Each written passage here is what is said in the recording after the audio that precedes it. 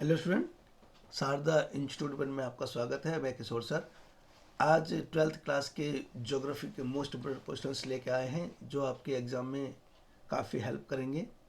तो मेरे सभी स्टूडेंट्स से रिक्वेस्ट है कि आप इन सभी क्वेश्चनों को अपनी कॉपी रजिस्टर में नोट डाउन कर लें और इसको रिवाइज करना शुरू कर दें, क्योंकि अप्रैल में आपके बोर्ड एग्ज़ाम होने हैं। तो चलिए डिस्कस करते हैं इसको हम लोग। तो पहला क्वेश्चन जो है ये है, सेल किसे कहते हैं। तो इसका आंसर, धरातल की रचना करने वाले सभी पदार्थ सेल कहलाते हैं, अर्थात जिन पदार्थों में भूपृष्ठ का निर्माण हुआ है उन्हें सेल या चट्टान कहते हैं। इसमें ग्रेनाइट की भांति कठोर तथा मिट्टी की भांति मुलायम सभी प्रकार के तत्व सम्मिलित हैं। यह सेल्स एक या अनेक खनिजों के मिश्रण से बनती है। और नेक्स्ट क्वेश्चन में इसी का दे रखा है, सेल के प्रकार। ये सेल कितने प्रकार के होते हैं ये बताना है आपको और उन्हें एक्सप्लेन भी करना है।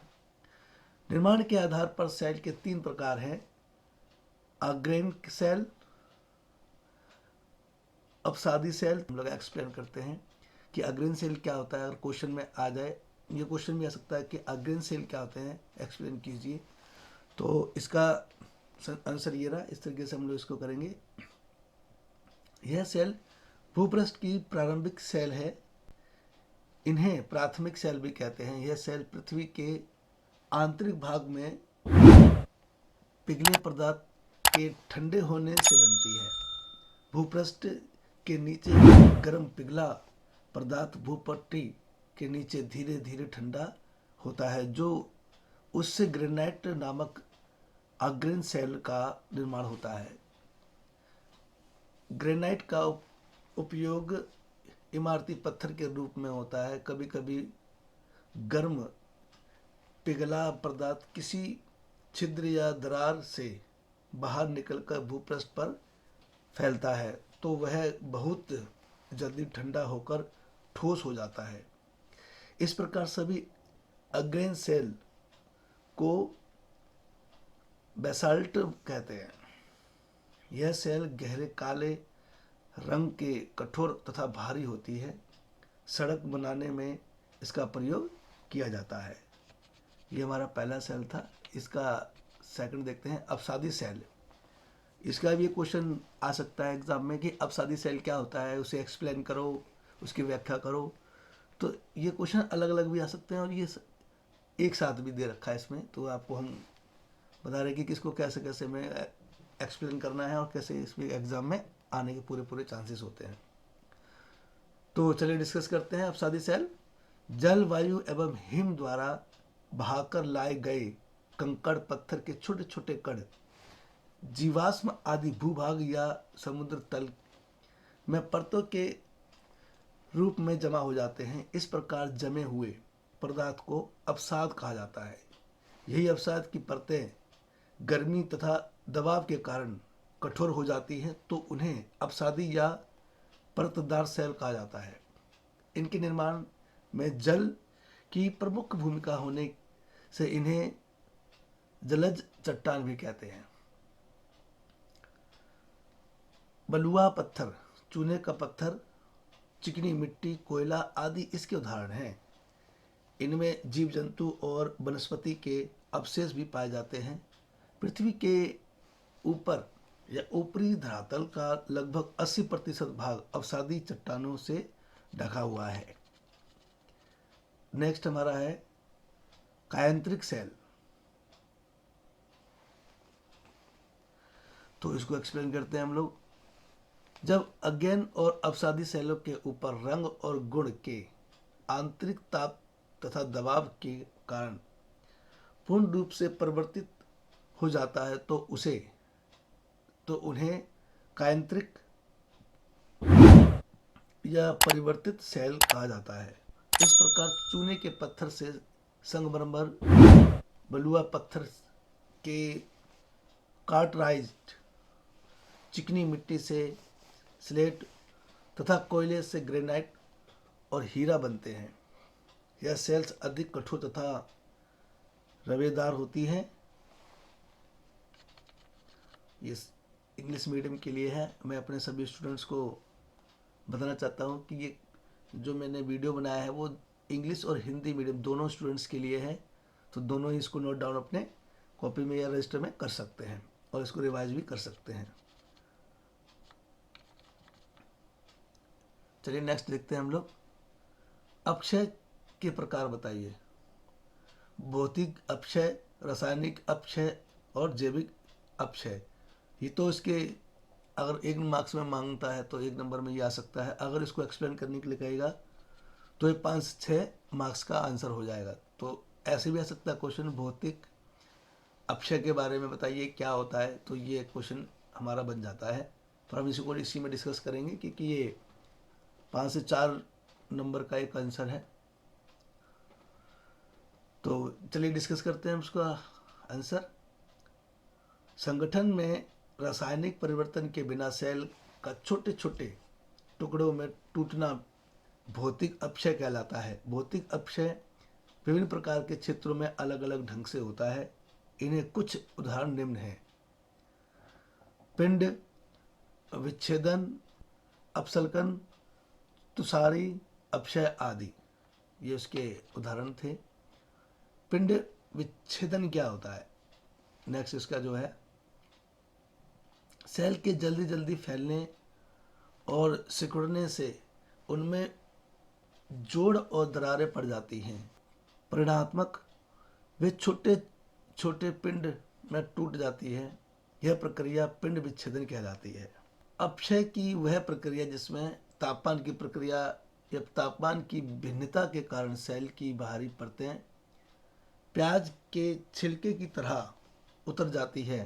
तुषारी अपक्षय बहुत ठंडे प्रदेश में दरारों और जोड़ों में भरे जल के जमने से इसका टूटना तुषारी अपक्षय कहलाता है। इसी का हमारा इंग्लिश में जो आंसर दे रखा है ये देखिए, ये सारा उसका इंग्लिश मीडियम में है। नेक्स्ट जो हम करते हैं, रासायनिक अपक्षय क्या होता है बताइए।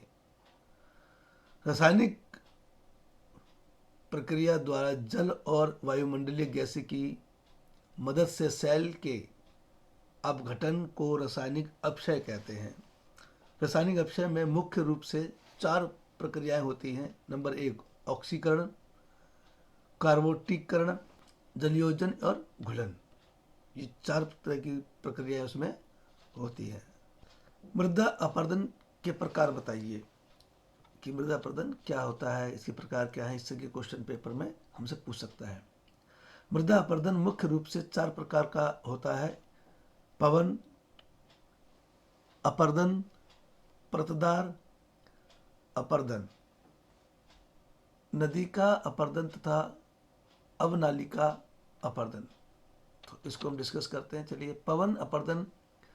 पवन बहुत बड़ी मात्रा में बालू और मृदा के महीन कणों को मरुस्थलीय प्रदेशों से उड़ाकर या निकटवर्ती खेती वाली भूमियों पर बिछाते रहते हैं। इस प्रकार के इन्हें भूमियों की उर्वरता को नष्ट करते हैं। इस प्रकार के अपरदन को पवन अपरदन कहलाते हैं या कहते हैं। परतदार अपरदन। जल जब एक परत से या एक परत के रूप में बहता है तो मृदा की पतली परतें को अपने साथ बहा ले जाता है। इस प्रकार के अपरदन को परतदार अपरदन कहते हैं। इस प्रकार का अपरदन मान्यता नदियों, घाटियों तथा बाढ़ से प्रभावित क्षेत्रों में होता है। इस प्रकार के अपरदन से लंबे समय में मृदा की ऊपरी परत हट जाती है और मृदा अनुपजाऊ हो जाती है। इसका 3rd पॉइंट है नदी का अपरदन। धरातलीय पदार्थ सामान्यतः मृदा का बहते हुए जल के द्वारा निष्कासन नदी का अपरदन कहलाता है। इस प्रक्रिया के अंतर्गत बहुत सी क्षुद्र सरिताएं वर्षा ऋतु में बन जाती हैं तथा इनकी गहराई केवल कुछ सेंटीमीटर होती है। यह अपरदन भी करती हैं। इसे भी नदी का अपरदन के नाम से जाना जाता है। नेक्स्ट है हमारा अवनलिका अपरदन। जल ढाल की ओर जब नालियों से बहता है या नालियों में बहता है तो वह मृदा कणों को उखाड़कर बाहर ले जाता है, जिससे अब नलिकाएं बन जाती हैं। यह धीरे धीरे गहरी और चौड़ी होकर विस्तृत क्षेत्र में फैल जाती हैं। इस प्रकार के अपरदन को अब नालिका अपरदन कहते हैं। चलिए नेक्स्ट क्वेश्चन को हम डिस्कस करते हैं। मृदा संरक्षण के उपाय बताइए कि हम मृदा को कैसे संरक्षित कर सकते हैं। फसल चक्र का उपयोग करना चाहिए। प्रत्येक स्थान पर वृक्षारोपण करना चाहिए। मिट्टी के रासायनिक परीक्षण अनिवार्य रूप से किए जाने चाहिए। वृक्षों की कटाई और नियंत्रित पशुचरण, जो पशु को खेतों में चराते हैं, ऐसे मैदानों में छोड़ देते हैं, तो उस पर भी हमें रोक लगानी चाहिए। तटबांध का निर्माण किया जाना चाहिए। भूमि के ढालों पर समोच्च रेखीय जुताई की जानी चाहिए और उर्वरकों एवं खाद का समुचित प्रयोग करना चाहिए। निरीक्षण किसे कहते हैं, स्पष्ट कीजिए। जब नदी पहाड़ों से निकलकर मैदानी भागों में जाती है तो इसका ढाल मंद हो जाता है। इससे नदियों में भार ढोने की शक्ति कम हो जाती है। नदी की शक्ति कम होने से परिवर्तन या परिवहन में बाधा पड़ती है। परिणाम स्वरूप इसके भार को कुछ अंश निक्षेपित होने लगता है। इसे प्रक्रिया को निक्षेपित कहते हैं। निक्षेपण प्रक्रिया नदी की ढाल मंद होने से यह धारा को वेग कम होने से या जल की मात्रा घटने से होती है।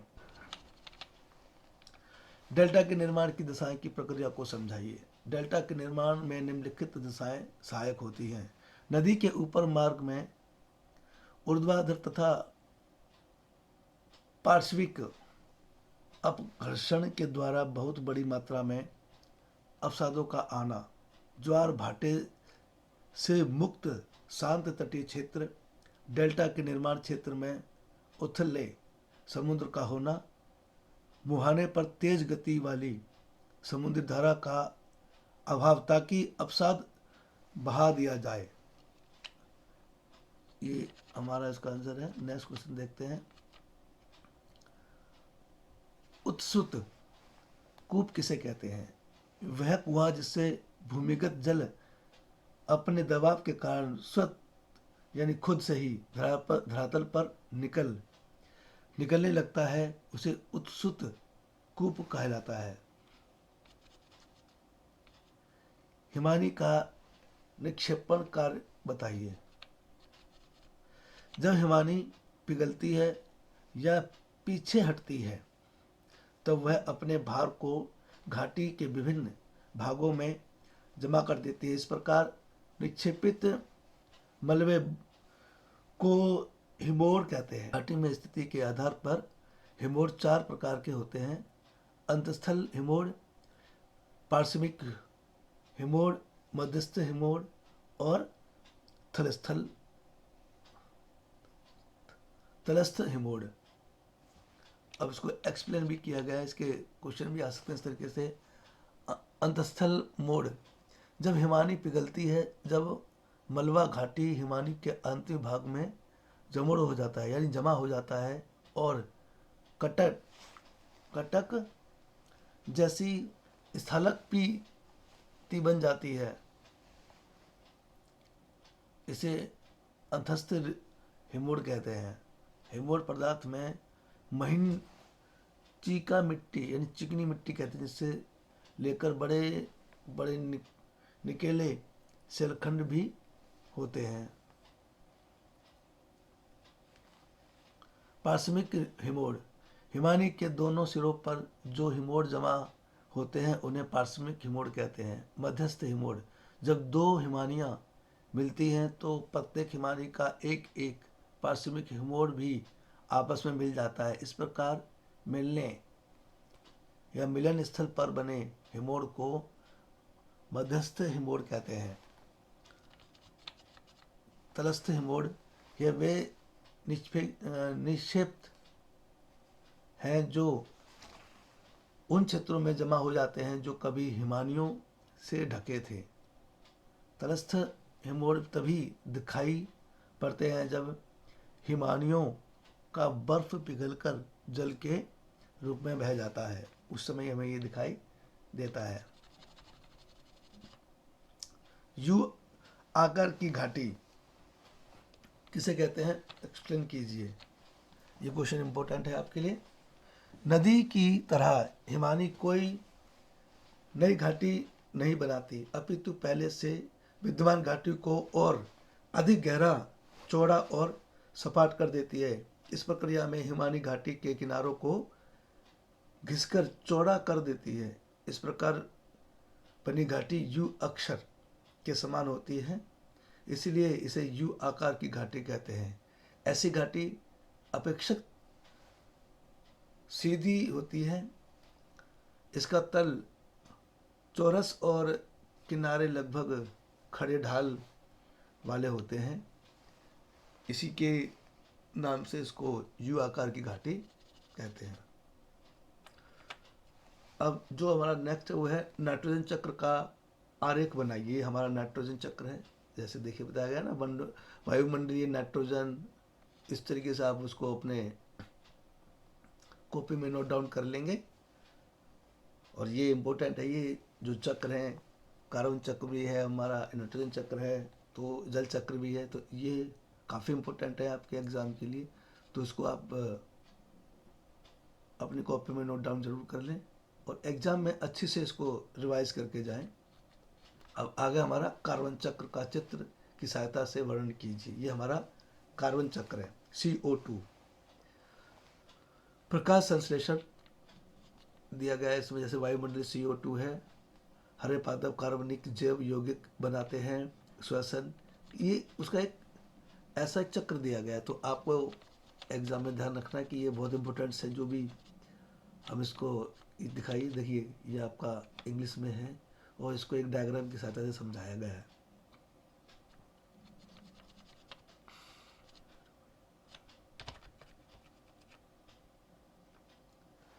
चलिए नेक्स्ट क्वेश्चन देखते हैं। ऑक्सीजन चक्र वायुमंडल में किस प्रकार कार्य करता है, समझाइए। ऑक्सीजन चक्र प्राकृतिक से सबसे महत्वपूर्ण जैव भू रासायनिक चक्रों में से एक है, जिससे पर्यावरण में ऑक्सीजन का उत्पादन, खपत और उपयोग शामिल है। स्थलमंडल, जीवमंडल और वायुमंडल के माध्यम से ऑक्सीजन की गति एक जैविक प्रक्रिया है। वायुमंडल में ऑक्सीजन, कार्बन के बाद ग्रह पर सबसे प्रचुर तत्व में से एक ऑक्सीजन है। ऑक्सीजन हमारे वायुमंडल के बारे में बनाती है। प्रकाश संश्लेषण की प्रक्रिया के दौरान पौधे उप उत्पादन के रूप में वातावरण में ऑक्सीजन छोड़ते हैं। श्वसन के दौरान पौधे और जानवर दोनों ऑक्सीजन का उपयोग करते हैं। श्वसन के दौरान पौधों और जानवरों द्वारा कार्बन डाइऑक्साइड छोड़ा जाता है, जिसे बाद में प्रकाश संश्लेषण के दौरान पौधे द्वारा उपयोग कर लिया जाता है। ये उपयोग कर लेते हैं, जैसे हम ऑक्सीजन ग्रहण करते हैं, जब पेड़ पौधे ऑक्सीजन छोड़ते हैं और हम उसके बदले में उनको कार्बन डाइऑक्साइड देते हैं। चलिए नेक्स्ट क्वेश्चन देखते हैं। ऑक्सीजन चक्र के 3 चरण इस प्रकार हैं। तो ये ऑक्सीजन चक्र के 3 चरण हैं। कैसे, देखिए। पहला चरण, प्रकाश संश्लेषण वह क्रियाविधि है जिसके द्वारा सभी हरे पौधे भोजन बनाते हैं। हरे पौधे प्रकाश संश्लेषण के दौरान ग्लूकोज बनाने के लिए कार्बन डाइऑक्साइड और धूप, क्लोरोफिल और पानी का उपयोग करते हैं। पौधे इस प्रक्रिया के उप उत्पाद के रूप में ऑक्सीजन का उत्पादन करते हैं। इसी का सेकंड चरण देखिए। श्वसन के लिए सभी एरोबिक जीव मुक्त ऑक्सीजन का प्रयोग करते हैं। शरीर विभिन्न प्रकार के चयापचय प्रक्रियाओं के लिए ऑक्सीजन का उपयोग करता है। पशु प्राकृतिक द्वारा बनाई गई ऑक्सीजन से सांस लेते हैं, जो उनके विकास में सहायता करती है। इसी का तीसरा चरण देखिए, जानवर कार्बन डाइऑक्साइड को सांस लेते हैं जिससे वापस वायुमंडल में छोड़ देते हैं या छोड़ा जाता है और प्रकाश संश्लेषण के द्वारा पौधे द्वारा फिर से उपयोग कर लिया जाता है। वायुमंडलीय ऑक्सीजन अब संतुलन में है और इसका सबसे बड़ा जो वो है एग्जाम्पल वो है कि हम अधिक से अधिक पेड़ पौधे लगा रहे हैं, और वैसे लगाने भी चाहिए क्योंकि आजकल विकास कार्य की वजह से जगह जगह पर पेड़ों की कटाई हो रही है, तो हमें अधिक से अधिक पेड़ पौधे लगाने चाहिए। वायुमंडल का महत्व, ऑक्सीजन प्राणी जगत के लिए अति महत्वपूर्ण है। कार्बन डाइऑक्साइड गैस पेड़ पौधों के लिए अधिक उपयोगी है। वायुमंडल में विद्यमान धूल कण वर्षण के लिए अनुकूल दशा पैदा करते हैं। वायुमंडल में जल वाष्प की मात्रा घटती बढ़ती रहती है और प्रत्यक्ष रूप से पादप और जीव जगत को प्रभावित करती है। ओजोन सूर्य की हानिकारक पराबैंगनी किरणों से सभी प्रकार के जीवों की रक्षा करती है।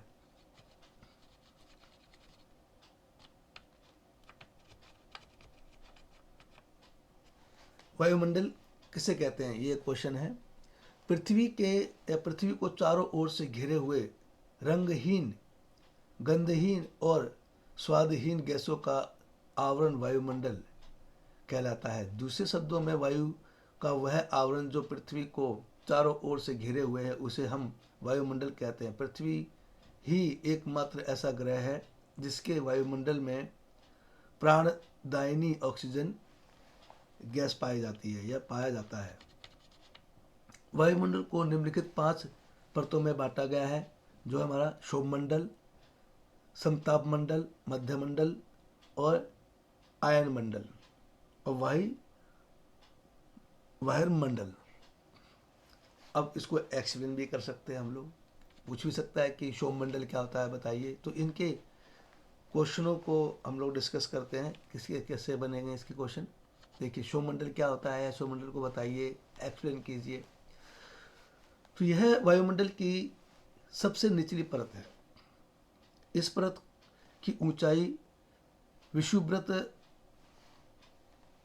पर लगभग 18 किलोमीटर और ध्रुवों पर इसकी ऊंचाई केवल 8 किलोमीटर की है। ऊंचाई की विभिन्नता का मुख्य कारण विषुववृत्त पर तेज संवाहिनी धाराओं का चलना है, जो धरातल की ऊष्मा को अधिक ऊंचाई तक ले जाती है। वायुमंडल की यह सबसे महत्वपूर्ण परत, क्योंकि इसी परत से सभी प्रकार के मौसमी परिवर्तन होते रहते हैं। इन परिवर्तनों के कारण पृथ्वी पर जीव जगत की उत्पत्ति और विकास होता है। इस भाग में वायु कभी शांत नहीं रहती है, इसलिए इस मंडल को परिवर्तन मंडल या शोभमंडल भी कहते हैं।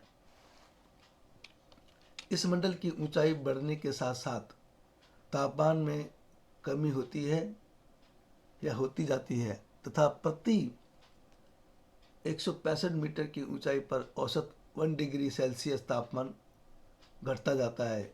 इसे ही सामान्य ताप ह्रास दर कहा जाता है। शोभमंडल की ऊपरी सीमा से लगे क्षेत्र को शोभ सीमा कहते हैं। यह एक संक्रमण क्षेत्र है जिससे शोभमंडल और समताप मंडल की मिली जुली विशेषताएं पाई जाती हैं। तो चलिए समताप मंडल को हम डिस्कस करते हैं। यह शोभमंडल के ऊपर की परत है। इसकी धरातल से ऊंचाई लगभग 50 किलोमीटर है। इसकी औसतन मोटाई लगभग 40 किलोमीटर की है। इस परत के निचले भागों में 20 किलोमीटर तक की ऊंचाई तक तापमान लगभग समान रहता है। इसके बाद ऊंचाई बढ़ने के साथ साथ तापमान धीरे धीरे घटता जाता है। इस परत के ऊपरी भाग में ओजोन के होने के कारण ही तापमान बढ़ता है। इस मंडल में किसी प्रकार की मौसमी घटनाएं नहीं होती हैं। यहाँ पर वायु क्षितिज या क्षितिजीय चलती हैं। इसी कारण यह परत वायुयानों की उड़ाने के लिए आदर्श मानी जाती है। मध्यमंडल, समताप मंडल के ऊपर वायुमंडल की तीसरी परत को या का विस्तार है, इसे मध्यमंडल कहते हैं। इस परत की ऊंचाई धरातल से 80 किलोमीटर तक है। इसकी मोटाई 30 किलोमीटर है। अगला देखते हैं हम लोग, आयन मंडल। यह वायुमंडल की चौथी परत है और यह मध्यमंडल के ऊपर स्थित है। इस परत की ऊंचाई धरातल से 400 किलोमीटर तक है। इस मंडल की मोटाई लगभग 300 किलोमीटर है। इस मंडल में तापमान ऊंचाई के साथ पुनः बढ़ता जाता है। इस मंडल में वायु में विद्युत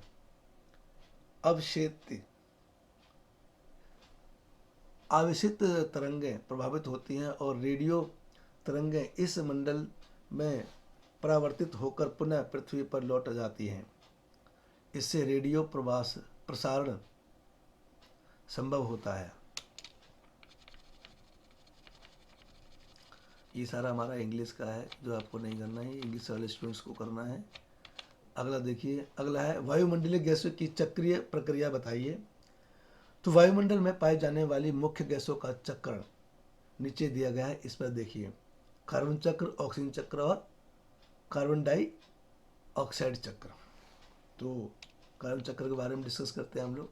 ऊपर हमने डायग्राम भी देखा है कार्बन चक्र का, और इसको हम लोग इस तरीके से देखते हैं। नंबर 1, वायुमंडल में कार्बन तत्व कार्बन डाइऑक्साइड गैस के रूप में विद्यमान है। समस्त जीवों में कार्बन का स्रोत वायुमंडल है।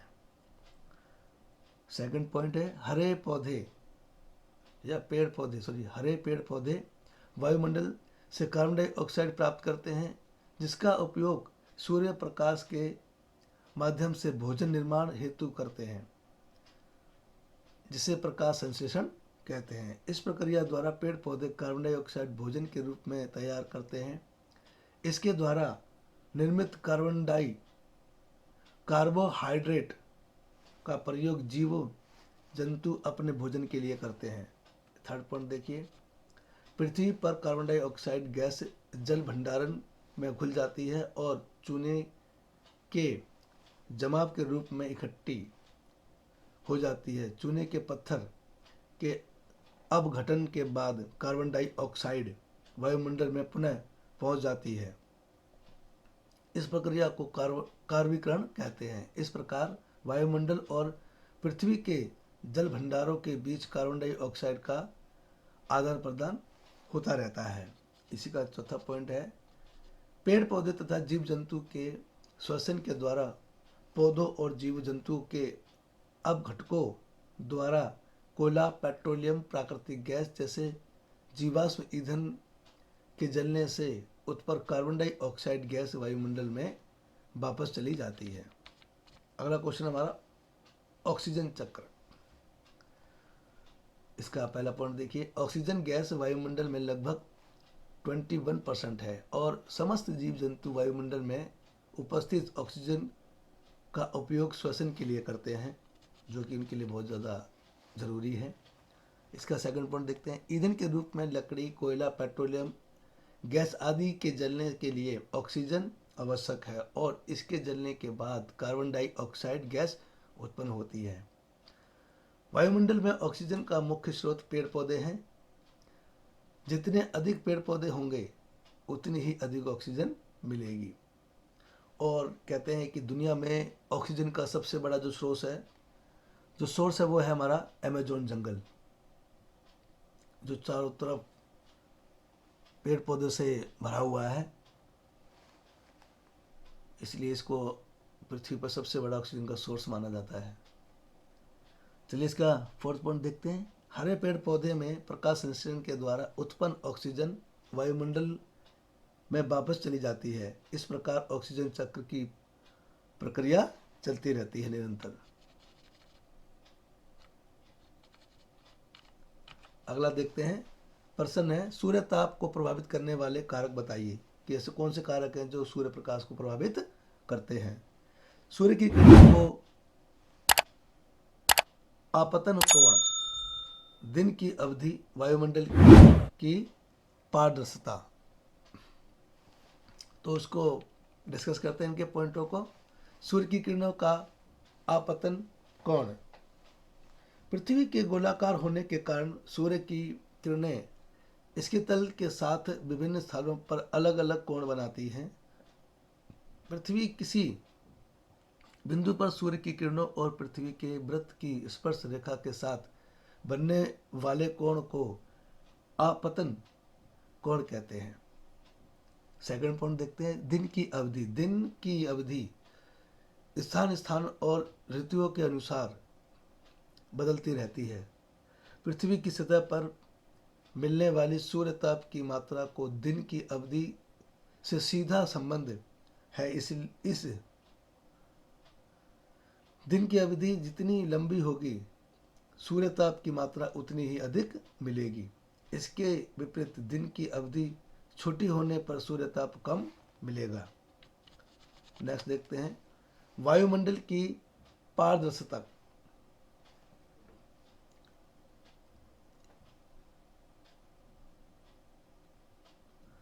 इसका थर्ड पॉइंट देखते हैं, वायुमंडल की पारदर्शिता। वायुमंडल की पारदर्शिता भी धरातल को मिलने वाली सूर्य ताप की मात्रा को प्रभावित करती है।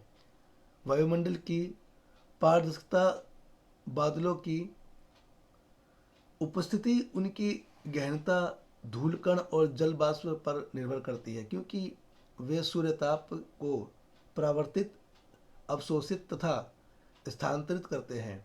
घने बादल सूर्य ताप को धरातल पर पहुंचाने के बाद या पहुंचाने में बाधा डालते हैं, जबकि बादलों रहित साफ आकाश धरातल पर सूर्य ताप पहुंचाने में बाधा नहीं डालती है या डालते हैं। इसी कारण साफ आकाश की अपेक्षा बादलों से घिरे आकाश के समय सूर्य ताप कम मिलता है। जलवाष्प भी सूर्य ताप को अवशोषित कर धरातल पर उसकी प्राप्ति की मात्रा कम कर देता है। ऊष्मा बजट किसे कहते हैं, इसको डिस्कस करते हैं। पृथ्वी की सतह का ऊष्मा वार्षिक तापमान हमेशा स्थिर रहता है। इसका मुख्य कारण सूर्य ताप और पार्थिव विकिरण के बीच संतुलन का होना है। इसी संतुलन को ऊष्मा बजट कहते हैं। चलिए नेक्स्ट क्वेश्चन को डिस्कस करते हैं। पवनों के प्रकार बताइए। पवन कितने प्रकार की होती हैं, चलिए बताते हैं हम लोग। नंबर 1 पे हमारा है भूमंडलीय या स्थायी पवनें, आवर्ती पवनें और स्थानीय पवनें। नेक्स्ट क्वेश्चन है, वाष्पीकरण के मुख्य कारक क्या है बताइए। वाष्पीकरण के मुख्य कारण निम्नलिखित हैं: जल की उपलब्धता, तापमान, वायु में नमी या वायु की कमी, पवन, बादलों का आवरण, ये उसके मुख्य कारक थे। वर्षा में परिवर्तन को प्रभावित करने वाले कारक बताइए। चलिए नेक्स्ट क्वेश्चन को हम डिस्कस करते हैं। वर्षा के वितरण को प्रभावित करने वाले कारकों को बताइए। नंबर 1, नमी की आपूर्ति। किसी प्रदेश में वर्षा की मात्रा को निर्धारित करने वाले महत्वपूर्ण कारक वायुमंडल को मिलने वाली नमी की मात्रा है। उष्णकटिबंधीय क्षेत्रों में वाष्पीकरण सर्वाधिक होता है, अतः वायुमंडल को इस क्षेत्र से सबसे ज्यादा नमी की आपूर्ति होती है। तटीय क्षेत्रों में आर्द्र भागों की अपेक्षा अधिक नमी मिलती है। ध्रुवीय क्षेत्रों में वाष्पीकरण बहुत कम होता है, अतः वहां वर्षा भी कम होती है। नेक्स्ट इसका है पवनों की दिशा। संमार्गी एवं पछुआ पवनें भी पेटियों में पवन दिशा महत्वपूर्ण है। समुद्र से स्थल की ओर चलने वाली पवनें वर्षा करती हैं। स्थल से चलने वाली पवनें सूक्ष्म होती हैं। उच्च अक्षांशों से निम्न अक्षांशों की ओर चलने वाली पवनें गर्म हो जाती हैं, अतः बहुत कम वर्षा करती है। उत्तर देखते हैं। मौसम, तापमान, आर्द्रता, हवा की गति आदि के संबंध में मौसम किसी विशेष क्षेत्र की रोजमर्रा की वायुमंडलीय स्थिति है। किसी क्षेत्र के तापमान की मिनट स्थिति से मिनट यानी मिनट दो मिनट होना चाहिए। कम अवधि में भौगोलिक स्थिति में वातावरण की स्थिति क्या है? तापमान, आर्द्रता, हवा का दबाव, बादल, वर्षा आदि। अल्पविधि के लिए ये सब उसके जो पॉइंट्स है जिसे हम जलवायु से अलग कर सकते हैं। अब जलवायु के पॉइंट्स को हम लोग डिस्कस करेंगे। एक विशेष स्थान के मौसम के मानक पैटर्न के लिए जलवायु दृष्टिकोण 25 से अधिक वर्षा के लिए लिया गया है। इस क्षेत्र में औसत मौसम किस तरह से वातावरण आमतौर पर लंबी अवधि में कार्य करता है, लगातार बदलती नहीं है। तापमान और वर्षा एक लंबी अवधि में, जलवायु विज्ञान शास्त्र, ये सब उसके घटक है जो एक दूसरे को आपस में अलग करते हैं। और हम नेक्स्ट क्वेश्चन को डिस्कस करते हैं। उष्णकटिबंधीय बंध की विशेषताओं का वर्णन कीजिए। प्रश्न है उष्णकटिबंधीय की विशेषताओं का वर्णन कीजिए। तो आंसर चला डिस्कस करते हैं हम इसका। उष्णकटिबंधीय वर्षा वन वर्ष के उच्च तापमान वाले क्षेत्रों में ऊंचे पेड़ों के साथ एक जंगल होते हैं, जहां सालाना औसतन 50 से 260 इंच बारिश होती है। उष्णकटिबंधीय वर्षा वन अन्य परिस्थिति की प्रणालियों की तुलना में अत्यंत उच्च जैव विविधता वाले क्षेत्र होते हैं। बोर्नियो के सामयिक वर्षा वनों में वैज्ञानिकों ने ऑर्किड की 2500 प्रजातियां सहित 15,000 से अधिक पौधों की प्रजातियों का दस्तावेजीकरण किया है। जीव वैज्ञानिकों का अनुमान है कि उष्णकटिबंधीय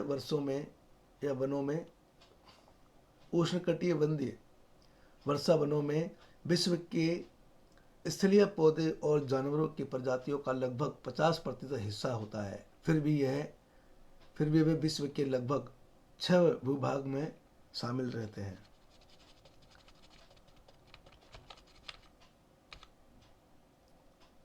ये क्वेश्चन दोबारा रिपीट हुआ है, तो आप इसको एक ही बार ही नोट डाउन करें।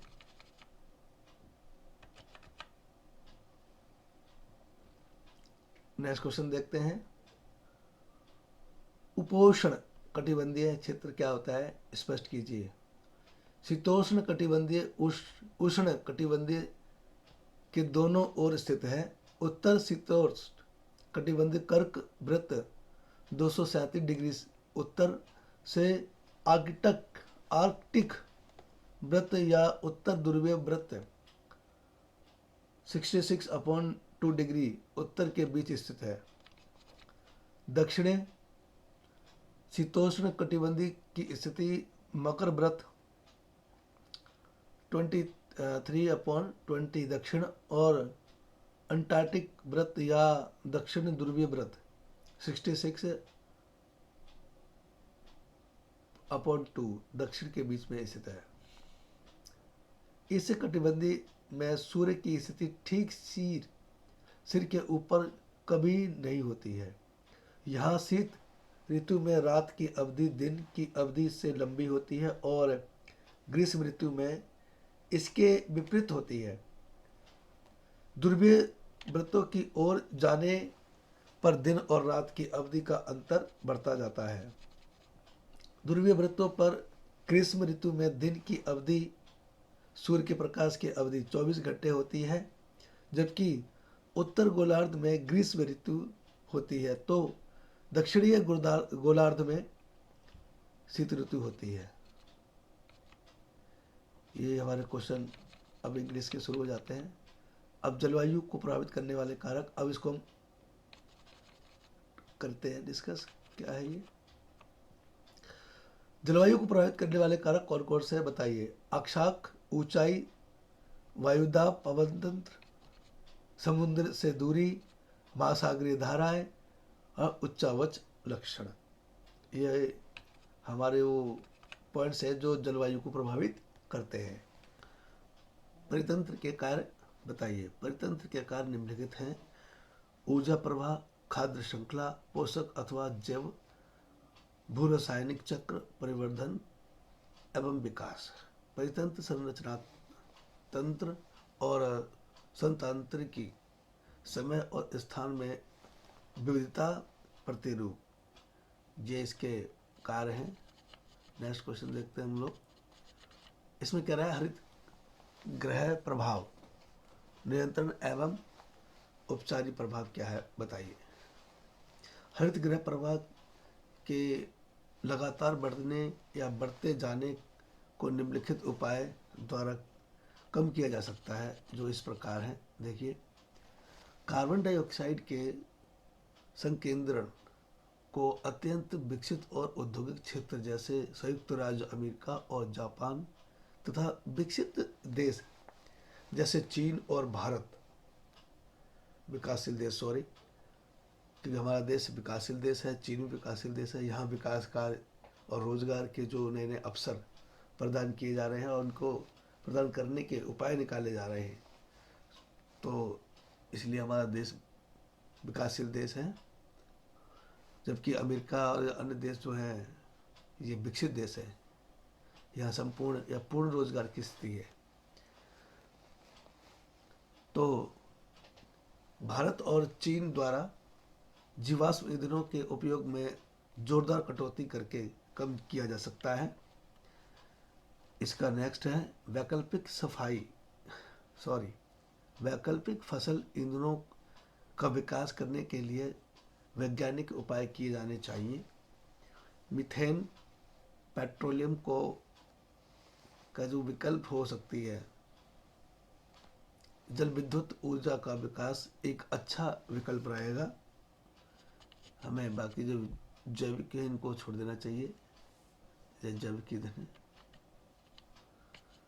कारखानों और मोटर गाड़ियों से खतरनाक CO2, CFC और NO2 के उत्सर्जन पर रोक लगानी चाहिए।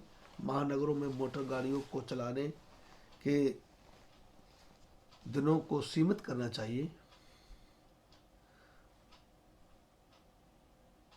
एक अन्य विकल्प हो सकता है, सिंगापुर और मैक्सिको शहर इस प्रथा को अपना रहे हैं।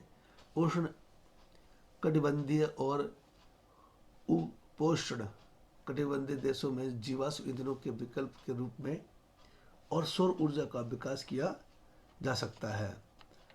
बायोगैस संयंत्र लगाने चाहिए जो कि घरेलू उपयोग के लिए एक पारंपरिक ऊर्जा का साधन है।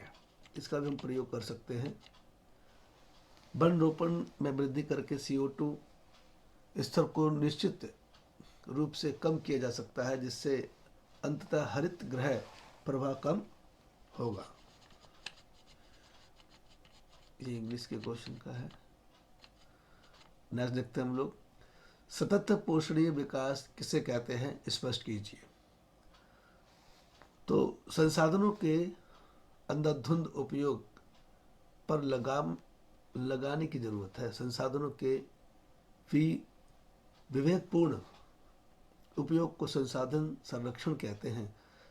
संसाधन संरक्षण का अर्थ संसाधनों के प्रयोग को पूर्णतः रोकना नहीं है, बल्कि इस प्रकार के उपयोग करना है कि वर्तमान पीढ़ी के साथ साथ भावी पीढ़ी भी इससे लाभान्वित हो सके। ऐसे विकास को ही सतत पोषण विकास कहते हैं। नेक्स्ट देखते हैं, नेक्स्ट क्वेश्चन। सतत पोषणीय विकास के लिए अपनाई जाने वाली कार्यनीति। सतत पोषणीय विकास को प्राप्त करने के लिए कुछ कार्य नीतियाँ नीचे दी गई हैं, जो कि हम स्पष्ट करते हैं इनको। आर्थिक विकास का पुनरुत्थान, जनसंख्या सतत पोषणीय स्तरीय सुनिश्चित करना, मनुष्य की आवश्यकताओं को पूरा करना, वृद्धि की गुणवत्ता को बढ़ाना, संसाधन के आधार को सुरक्षित कर रखना और बढ़ाना। जैवमंडल के घटक कौन कौन से बताइए। जैवमंडल के घटक इस प्रकार हैं: अजैविक घटक, जैविक घटक और ऊर्जा घटक। इसको हम एक्सप्लेन भी कर सकते हैं। अजैविक घटक क्या है, देखिए इन घटकों में वे सभी अजैविक घटक सम्मिलित होते हैं जो सभी जीवित जीवाणुओं के लिए आवश्यक होते हैं। नंबर 1, स्थलमंडल, भूपट्टी को ठोस भाग, जो भूपट्टी का ठोस भाग होता है उसे हम स्थलमंडल कहते हैं। नंबर 2, वायुमंडल, और तीसरा है जलमंडल। खनिज पोषक तत्व, कुछ गैसें तथा जल जैविक जीवन के लिए 3 मूलभूत आवश्यकताएं हैं। मृदा तथा अपसाद खनिज पोषक तत्व के मुख्य भंडार हैं। वायुमंडल जैविक जीवन के लिए आवश्यक गैसों का भंडार है तथा महासागर तरल जल का प्रमुख भंडार है। जहाँ यह तीनों भंडार आपस में मिलते हैं वह क्षेत्र जैविक जीवन के लिए सबसे अधिक उपजाऊ क्षेत्र होता है। मृदा की ऊपरी परत और महासागर के उथले भाग जैविक जीवन को जीवित रखने के लिए सबसे अधिक महत्वपूर्ण क्षेत्र हैं। जैविक घटक पौधे, जीव जंतु और सूक्ष्म जीवाणु सहित मानव पर्यावरण के 3 जैविक घटक होते हैं। पौधे नंबर 1 पर है पौधे। जैविक घटकों में पौधे सबसे महत्वपूर्ण हैं। केवल यही प्राथमिक उत्पाद हैं, क्योंकि यह प्रकाश संश्लेषण प्रक्रिया द्वारा अपना भोजन स्वयं बनाते हैं, इसलिए इन्हें स्वपोषी कहा जाता है। यह स्वपोषी होने के साथ जैवीय पदार्थों एवं पोषक तत्वों के चक्र एवं पुनर्चक्रण में भी मदद करते हैं। अतः पौधे सभी जीव के लिए भोजन और ऊर्जा के प्रमुख स्रोत हैं। पशु, पौधे के बाद पशु मुख्य उपभोक्ता है, इसलिए पशुओं को विषम तंत्र कहा जाता है। सामान्यतः पशुओं के निम्नलिखित 3 कार्य होते हैं: पौधों द्वारा भोजन के रूप में उपलब्ध कराए गए जैविक पदार्थों का उपयोग, भोजन को ऊर्जा में बदलना, ऊर्जा की वृद्धि और विकास में प्रयोग करना। ये सब उनके घटक हैं। नंबर अगला आता है हमारा सूक्ष्म जीव। इनकी संख्या असीमित है तथा इन्हें अब घटक के रूप में माना जाता है। इसके अंतर्गत विभिन्न प्रकार के सूक्ष्म जीव या जीवाणु, फफूंदी आदि आते हैं। यह जीवाणु मृत पौधे और पशु तथा अन्य जैविक पदार्थों को अपघटित कर देते हैं। इस प्रक्रिया द्वारा वे अपना भोजन प्राप्त करते हैं। अपघटन की इस प्रक्रिया द्वारा वे अपना भोजन प्राप्त करते हैं। इस प्रक्रिया द्वारा वे जटिल जैविक पदार्थों को विच्छेद तथा अलग अलग कर देते हैं। विच्छेद मतलब अलग अलग कर देना, ताकि प्राथमिक उत्पाद अर्थात पौधे उनका दोबारा उपयोग कर सके। नेक्स्ट प्रश्न देखिए, ऊर्जा के घटक क्या क्या है बताइए। ऊर्जा घटक किसे कहते हैं, इस तरह के क्वेश्चन है ये। ऊर्जा के बिना पृथ्वी पर जीवन संभव नहीं हो सकता या नहीं हो पाता। ऊर्जा प्रत्येक प्रकार के जीवन के उत्पादन तथा पुनरुत्पादन के लिए जरूरी है। सभी जीव मशीन की तरह कार्य करने के लिए ऊर्जा का प्रयोग करते हैं तथा ऊर्जा के एक प्रकार को दूसरे में बदलते हैं। सौर ऊर्जा का प्रमुख स्रोत है। नेक्स्ट देखते हैं, ये इंग्लिश वाला है। ये जो इंग्लिश के हमारे स्टूडेंट्स हैं उनके लिए क्वेश्चन है, आप उनको नोट डाउन कर लें। भारत की जलवायु को प्रभावित करने वाले कारक कौन कौन से हैं बताइए। भारत की जलवायु को प्रभावित करने वाले कारक नीचे दिए गए हैं, जो इस प्रकार हैं। नंबर का स्थिति एवं अक्षांशीय विस्तार, समुद्र से दूरी, उत्तर पर्वतीय श्रेणियाँ, स्थलकृति, मानसून पवनें,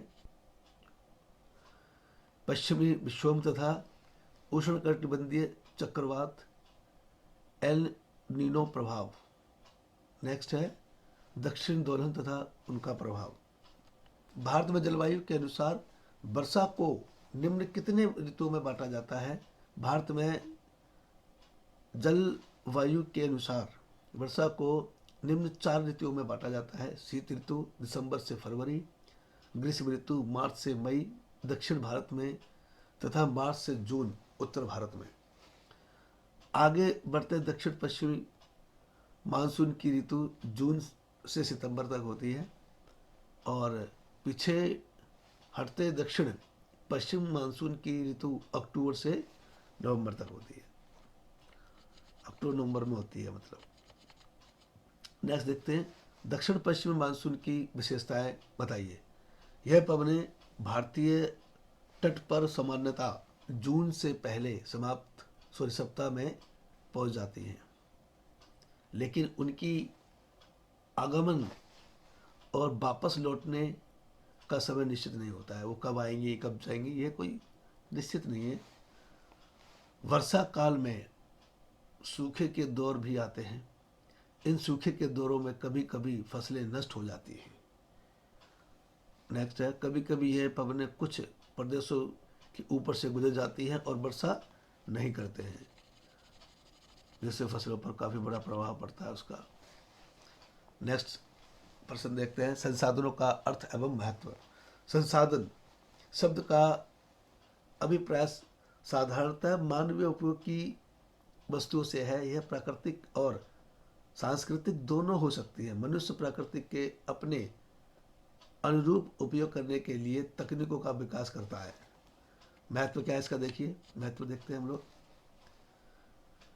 संसाधन राष्ट्र की अर्थव्यवस्था के आधार पर निर्माण करते हैं। भूमि, जल, वन, वायु, खनिज के बिना कोई भी कृषि एवं उद्योग का विकास नहीं कर सकता। यह प्राकृतिक पर्यावरण जैसे कि वायु, जल, वन और विभिन्न जैव रूपों का निर्माण करते हैं, जो कि मानवीय जीवन एवं विकास हेतु बहुत आवश्यक है। और नेक्स्ट है इसमें ग इन प्राकृतिक संसाधनों के उपयोग से मनुष्य के ने घरों, भवनों, परिवहनों एवं संचार के साधनों, उद्योगों आदि के अपनाने संसाधनों का निर्माण किया। यह मानव निर्मित संसाधन प्राकृतिक संसाधनों के साथ काफ़ी उपयोगी भी है और मानव के विकास के लिए आवश्यक भी है। चलिए नेक्स्ट देखते हैं हम लोग संसाधनों का वर्गीकरण। हम संसाधनों कैसे बांट सकते हैं, किन वर्गों में बांट सकते हैं, दिखाया गया इस ग्राफ के आधार पर। देखिए संसाधनों का इस तरीके से हम लोग इसका प्रयोग कर सकते हैं। देखिए ग्राफ में, ये ग्राफ आप अपनी कॉपी में नोट डाउन कर लें जैसे बनाया उस तरीके से। और इसको हम लोग कैसे उसको डिवाइड करते हैं। देखिए संसाधन, पुनर्वीकरण, उत्पत्ति और उपयोग। तो पुनर्वीकरण में देखिए विनवीनीकरण, अनवीनीकरण और चक्रीय। और उत्पत्ति में आता है हमारा जैविक, अजैविक, और उपयोग में आते हैं हमारे कच्चा माल और ऊर्जा। इनका हम उपयोग करके इनका हम निर्माण करते हैं। जैसे ऊर्जा में क्या क्या है, पुनर्भरण के अयोग्य योग्य कच्चा माल जैसे खनिज, वनस्पति, खाद्य पदार्थ आदि, ये उनके उदाहरण हैं। ये इंग्लिश में है, इंग्लिश वाला हम इंग्लिश के हिसाब से करेंगे। संसाधनों के संरक्षण की विधियाँ, ये नेक्स्ट क्वेश्चन है। यह आवश्यक है कि लोगों के मध्य संसाधनों की परीक्षण एवं संरक्षण के बारे में जागरूकता उत्पन्न की जाए। प्राकृतिक संसाधनों के बड़े पैमानों पर विनाश हो रहा है। यह विनाश के घटक परिणामों के बारे में लोगों को जागरूक बनाना चाहिए। नेक्स्ट देखते हैं हम लोग संसाधनों के संरक्षण की नीति।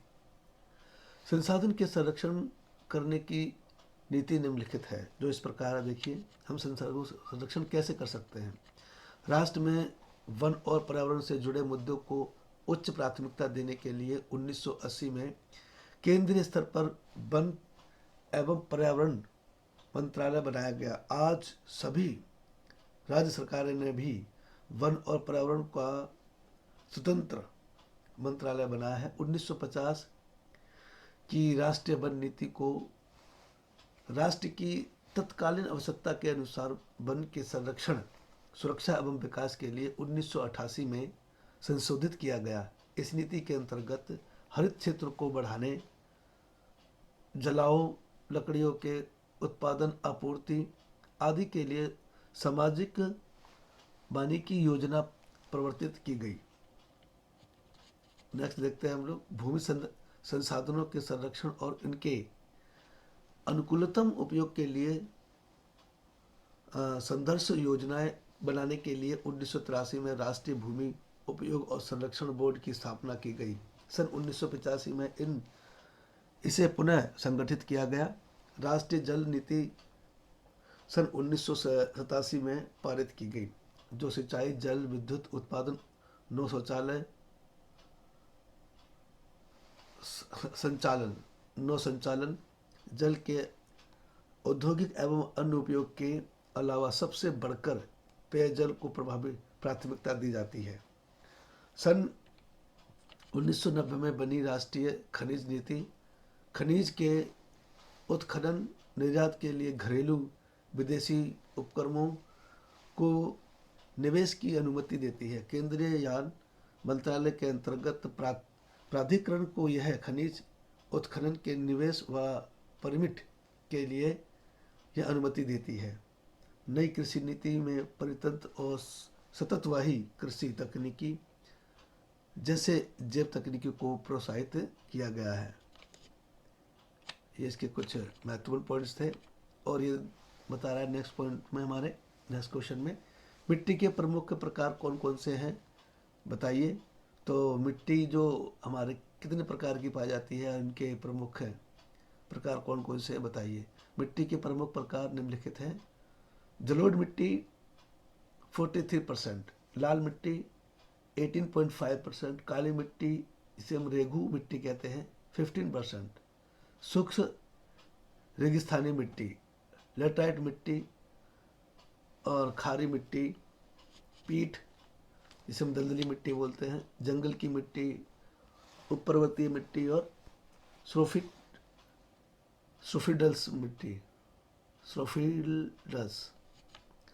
सोफिडल्स मिट्टी इस प्रकार की होती है। इनके परसेंटेज दिखाया कितना है।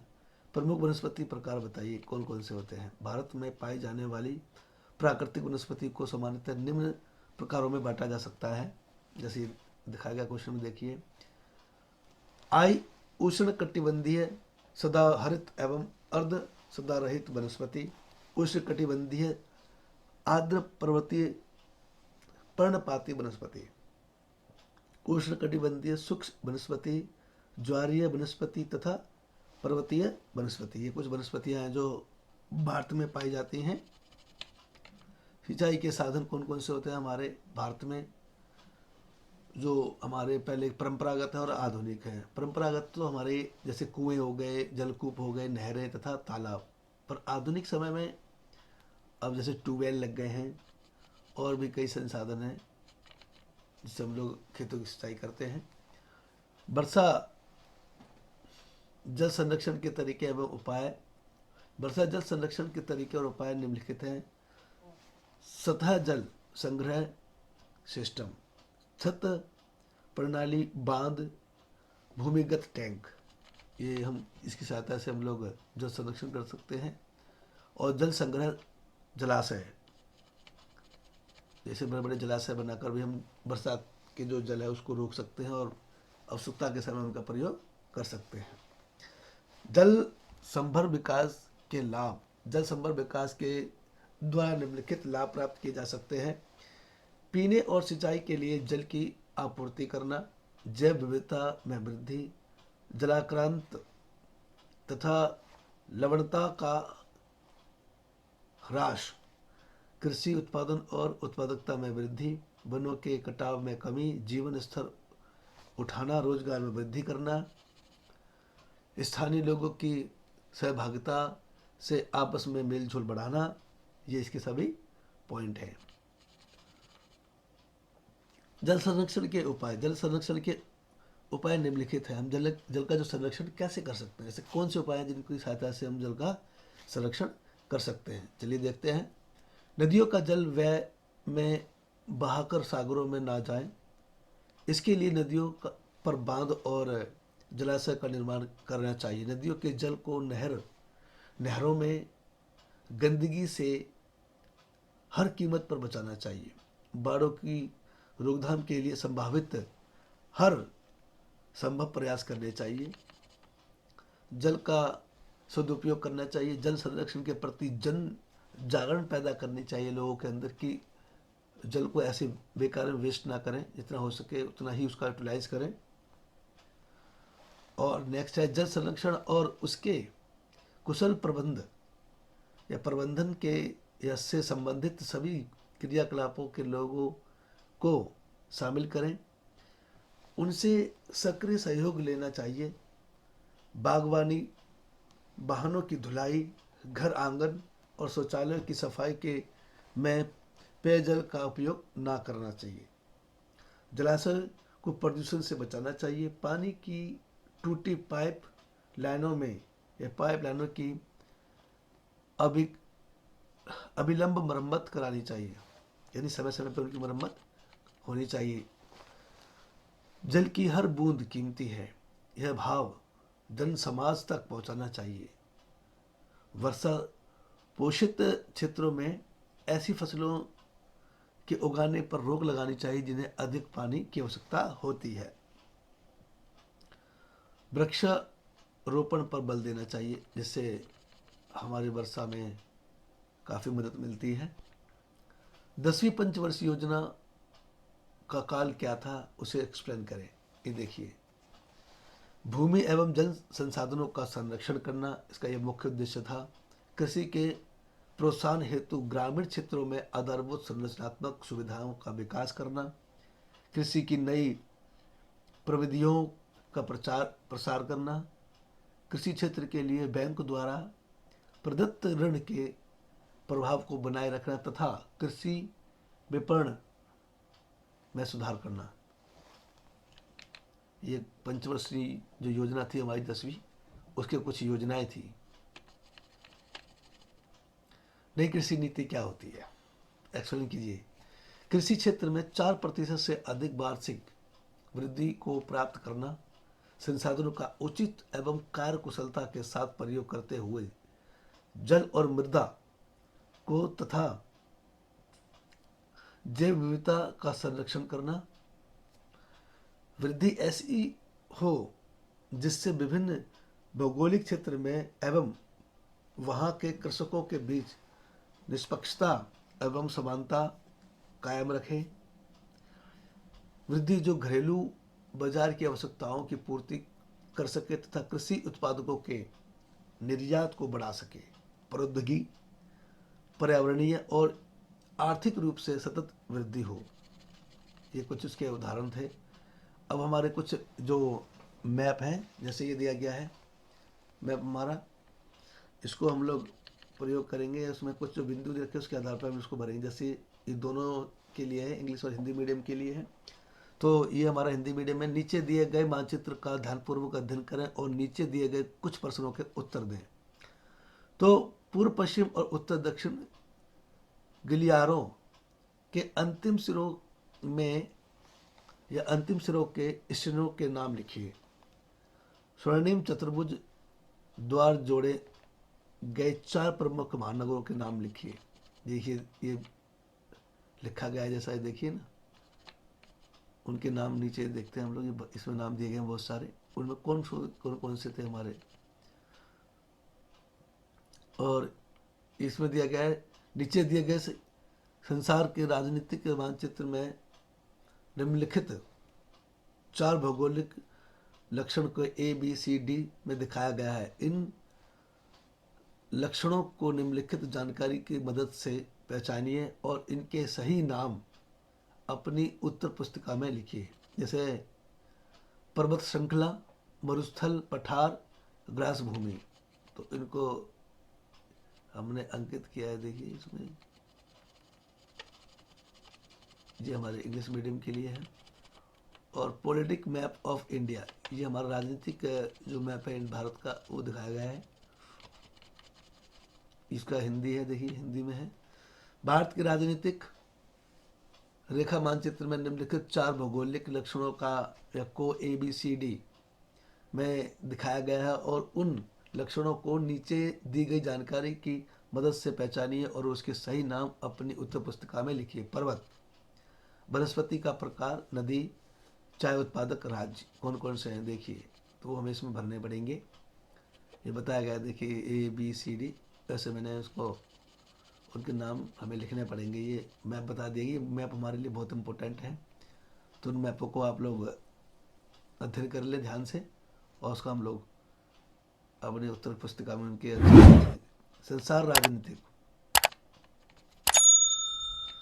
दिए गए संसार के राजनीतिक रेखा मानचित्र के में 4 भौगोलिक लक्षणों का ABCD में दिखाया गया है। इन लक्षणों के को नीचे दी गई जानकारी के आधार पर पहचानिए और उनको अपनी सही नाम अपनी उत्तर पुस्तिका में लिखें।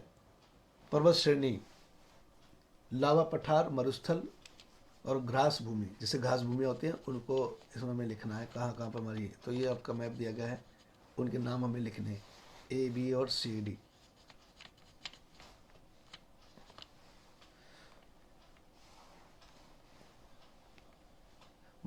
नेक्स्ट मैप देखते हैं। दिए गए भारत के राजनीतिक रेखा मानचित्र के 4 भौगोलिक लक्षणों में A, B, C और D द्वारा दिखाया गया है। इन लक्षणों को नीचे दी गई जानकारी की सहायता से पहचानिए और उनके सही नाम अपनी उत्तर पुस्तिका में लिखिए। पर्वतीय श्रेणी, नदी, मृदा का प्रकार, कोयला क्षेत्र, ये बहुत इंपॉर्टेंट मैप है, इस बात का विशेष ध्यान रखें आप। तो आप इसका अध्ययन जरूर कर लें, क्योंकि ये एग्जाम में आपके 100% आने के पूरे चांसेस हैं।